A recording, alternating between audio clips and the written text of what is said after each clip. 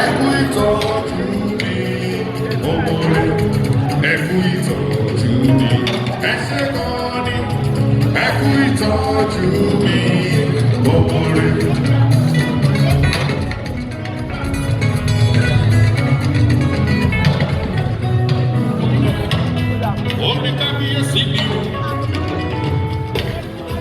His Imperial Majesty,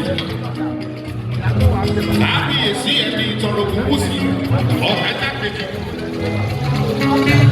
Ọ̀ọ́ni gbogbo ìjẹ pátápátá ní ti ilé tókò.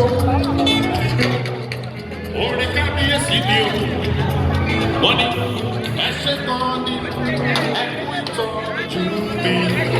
Ọ̀ọ́ni ẹ kú ìtọ́jú mi.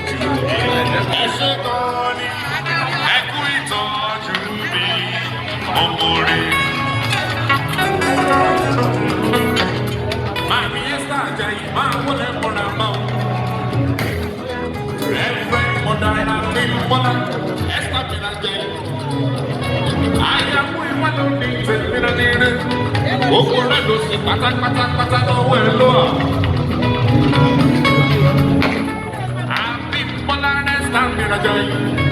Ó ṣe kò dúpẹ́ bí bàjá ayé títí mẹ́lẹ̀ gbàgbé máa mi o ìyálájẹ èrò Oòduà ní ìdílé tó kù máa mi tó ikọ̀ ládé àyà máa mi káyọ̀ èmi kọ́ ládé ọ̀nà lájẹ́ tó ní tèmi rẹ̀ dédé.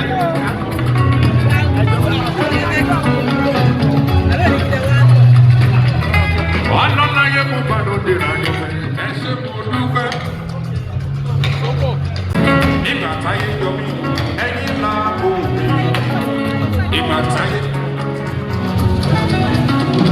mo mórí jù mí. Ẹ ṣé gan ni, ẹ kú